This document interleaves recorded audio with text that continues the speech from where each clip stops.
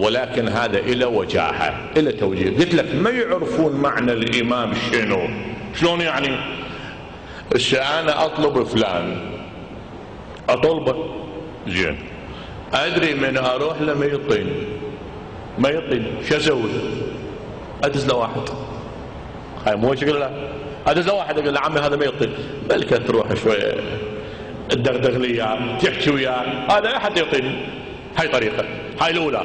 أروح لرضا أقول له يا أبو محمد مروتك احكي ويا الله يدبر، مو شكل. الطريقة الثانية هاي شوي أعمق، هاي شو كده فيما إذا كان أدري هذا أصلا ما يعطي، أجي لهذا شو أقول له؟ أقول له أريدها منك. عبارة واضحة؟ أريدها منك. يعني شنو؟ يعني يكون تروح بأي وسيلة تطلع ديني منه، وهذا نفس الكلام. أنا عندما أعتقد وأعلم أنني إنسان مجرم ما عندي وجه أتحدث مع الله، شو أقول له؟ أقول له أبو حسين أريدها منك.